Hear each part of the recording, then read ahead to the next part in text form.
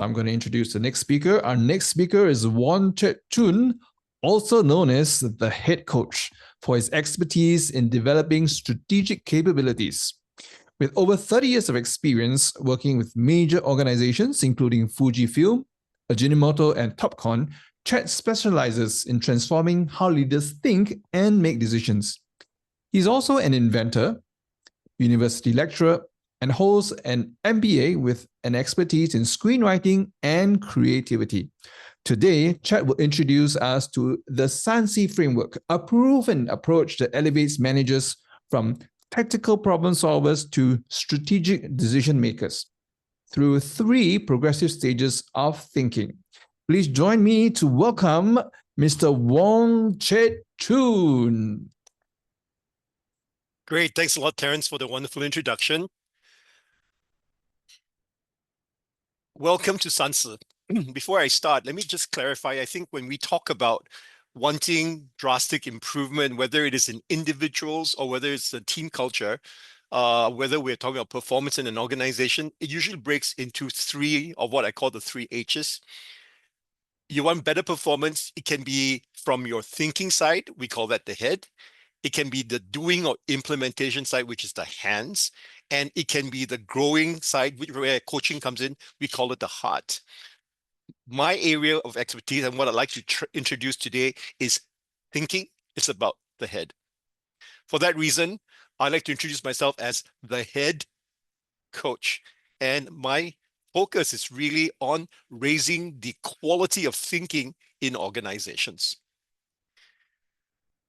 The next few minutes that I'm going to be sharing with you will be about a program that has been successfully implemented in these companies here.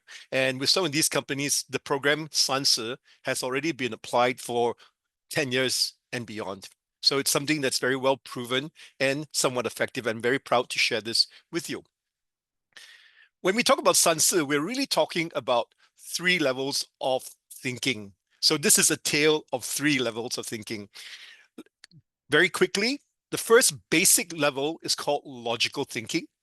Logical thinking applies, as you can see from this chart, across the organization, junior, middle, to senior management. It's absolutely essential because without this, you cannot come to a good solution. This is all about finding the best solution quickly. The next level of thinking and also applying at the organizational level is something we call layeral thinking. And here, it's no longer just about the result. It's no longer just about the output. It's about the final outcome. We call this objective orientation. Do you make the best decisions so that you can achieve your objectives, right? And this is why layeral thinking is synonymous with excellent decision making. And it normally manifests itself at the middle to senior management level. Finally, there is the top management or senior level of thinking. We call this strategic thinking. Here, orientation is of the future. So it's not how you get things done. It's not what you do, but literally, when do big trends impact the organization? And what do we need to do to transform in order to be ready for this? So it's a bit like the person that looks across the horizon, helping you prepare for change. So let me give you a simple example of how these 3 kinds of thinking might manifest itself in an organization. Take a challenge. This lift is very slow. You have to now find the best way to make this old lift go faster. Now, if it's given to the junior manager, in this case here, he or she's task would be exactly said, how do you make an old lift go faster? It's about coming up with the right decision, arriving at a conclusion very systematically, very methodically. Now, before we talk about what it's exactly done, let me give you an example of what happens when you lack logical thinking. If at this level, when you're supposed to make very logical conclusions, if you are not well grounded, you may lack clarity in your thinking. You may not even know what the problem is. When you analyze it, it can be very chaotic. You jump from A to B because you're not been taught. Usually engineers do this very well, by the way, very methodical. Another common red flag that you see would be the answers to the actual question is very limited. If you're in HR, for example, raise pay. Nothing beyond just a very simplistic solution. That's lack of logical thinking. You may not make decisions based on data. You just go, yeah, I think that's the best answer. You go by your gut, and that's not good enough. There's lack of structure, and ultimately, you don't get to the root cause of any kind of problem solution or an opportunity exploitation. You just go with your gut. Do you recognize any of these red flags in your organization? Because if you do, at this very fundamental level, you may already have a very catastrophic deficiency, the lack of logical thinking. So what we do at Groom Talent is we help organizations at this level create what we call result orientation. Result orientation means we train all levels of management to use models. This is the proven way to get to the best solution better, meaning you do not reinvent all solutions. You just use what has been proven time and time again. When you use models, you become highly efficient, very, very speedy. Your accuracy is also very good. In other words, it's very precise and it's very, very effective. And that's great for what we call problem solving. At Groom Talent, some of the things that we advocate would be these focus areas.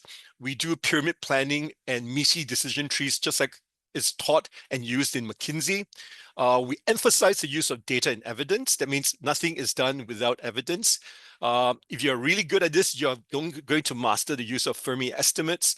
We focus on system 1 and 2 thinking, understanding the difference, and to generate the best problem-solving solutions, you might even use something like the KG affinity method and so on. So all this leads to superior logical thinking. Now we come back to the lift problem.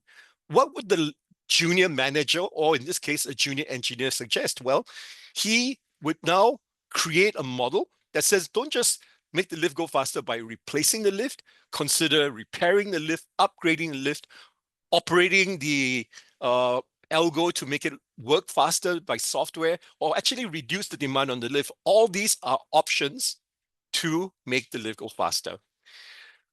The good logical thinking manager would gather the data, put together a very detailed plan, and then maybe come to a very, very definitive conclusion, a very confident conclusion that says, I recommend we replace the lifts. It costs about 500,000 and we will increase the speed by 325%. And I think a person who's gone through Sansi training would generally come up with an excellent solution like that, that weeds out all the different choices. Okay, so this is what we call logical thinking at the general management level. Okay, so that's level 1. Now, how can we adopt the same approach, but now looking at what we call the middle management level, where it is about layeral thinking? What is layeral thinking? Like I said, layeral thinking is about decision making. The middle manager or the layeral manager is actually the one, by the way, who assigns the junior the manager task that says, please find the best way to make the lift go faster. So the layeral manager, the middle manager, is actually the crucial one that decides what to do, sends it down to the junior manager that says, please execute this in the best way that you've been taught. So the layeral manager, the middle manager here, when we see certain symptoms, here, let's look at the red flags again. If you don't get well trained in this, you have very fixed ideas. I only know 1 or 2 tricks. I only think in terms of the main stakeholders. My mind is not broad. It does not anticipate the needs of multiple stakeholders. We ignore our higher purpose. You only focus on certain things, like a library is only about lending books. It's not about the higher purpose, which is education. You have a very poor understanding of something crucial called systems thinking. And the result is the problem recurs. You get unintended consequences. You don't know why this happens because you don't have this training. And finally, very easily swayed by groupthink to say, that's what we will do. We've always done it this way. All these are the red flags when you are at the middle management level and you lack layeral thinking, right? Our training therefore focuses on creating what we call a paradigm shift. What you do might be totally new to your organization. You will consider retreating. That means you do not have to do the same thing. And a lot of this is a mindset change. We're talking about out-of-the-box solutions, just like, for example, how Netflix went into streaming when it used to be a DVD rental by post agency. And ultimately, effective decision-making. What do we do? For our training purposes, some of the very critical areas that we focus on would be things like urgency versus importance, alignment with the ultimate purpose, analysis of stakeholders, systems thinking, critical thinking, and even creative innovation. All these really must be carefully considered as criteria for decision making. In other words, when you go through a lot more thinking like this, you come up with the best decision. What do we do? If we come back to the same problem, this middle manager might consider one option, make the lift go faster, right? Logical decision. But a good, well-trained layeral manager then starts to answer this question: what's the higher objective of making the lift go faster? Well, it's lower complaints, make the lift ride better. And now the flexibility in a layeral manager is that you can now come down, consider other options that achieves the same higher objective. And for illustration purposes, this middle manager might now just have this insight that, hey, in a lift where there are mirrors, everyone loves to look at themselves. So I advocate $200. Let's get mirrors put inside the lift and everybody's happy. So you see, middle managers decide what to do. But don't forget, he or she still then assigns the menial task to the kakia, the junior manager. Please find the best vendor to install mirrors in our lifts. All right, so that's layeral thinking. Now, very, very quickly, I'm going to now just run through what are some of the things in the highest level, which is strategic thinking. Now, at this level, strategic thinking is about future orientation. So when we talk in terms of future orientation, let's talk again about what happens when you don't have this training or grounding. Well, you're always very short term. You only plan for the present. You don't understand major trends like AI or what's happening between the US-China standoff. Your thinking is linear. In other words, it is not about compound interest, it's about simple interest. You do not see huge trends that impact you. There's a lot of waste of resources, and for that reason, teams are also not aligned internally. Ultimately, people lacking in strategic thinking, even if they're very, very keen on progress, they miss the boat. They are followers. So this is the crucial one where we really need to spend our time outwards. When we do strategic thinking modules for middle to senior managers, we talk about future orientation. We go through a very detailed program learning to scan the environment. We conclude things with a very nice way to tie things together, looking into strategy mapping, ultimately looking to transformative thinking. What does the whole organization need to do to now become a lethal weapon, right? This is a very simple model of what we do. We call this the VUCA orange. We go systematically from far external, near external, internal changes that needs to happen for you to be a top performing organization. All right. Now, quickly wrapping up, what does the senior manager do to contribute to this elevator problem? Well, they're all about the future. In this case here, the senior manager is well aware of the future and she recommends do nothing. Why? Because I am aware we're going to sell this building anyway, so don't bother wasting the money. Simple. The point I want to make, it's not about the money that's saved from $500,000 to $200 to $100. No, it's really about the proper use of information and data, allowing to make the best decisions at every level all the time.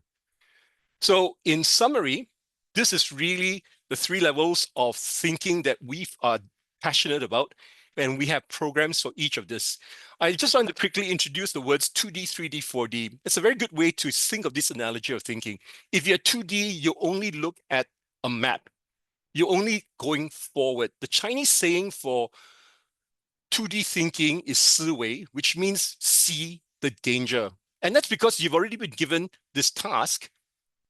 You've already been given this task, and you only need to move forward. You have no choice of going backwards. 3D allows you to see it at a high level, and you can also go backwards. So the Chinese word for this is 思退. You allow the choice to retreat. And last but not least, 4D thinking, which is about time, is now about 思变. Think about transformation to be ready in time for the future. As I mentioned, these are used successfully in these organizations. Let me share with you my last slide, which is really what we offer at Groom Talent. Our Sansi offerings could be a cognitive assessment of your managers to see where they're deficient, either in logical problem solving, layeral decision making, strategic transformative thinking. We have a flagship leadership workshop. Usually it's about 3 days of Sansi Mastery training, followed up where we work with groups or individuals to come up with their own individual plans. They receive coaching, leading to a final presentation to senior management. These are their own ideas. And again, it is usually used as a certification for promotion. Last but not least, we also have a fun thing called a team building keynote. It's half to 1 day where it can be up to 100 packs. Here, they go through the overview of Sansi, and it includes a team challenge where people do this in friendly competition. Lots of fun. All right. If you do have this interest to make thinking your competitive edge, or really to get much better output from your leaders and managers, that's my contact, and I look forward to having a great conversation with you. Thank you.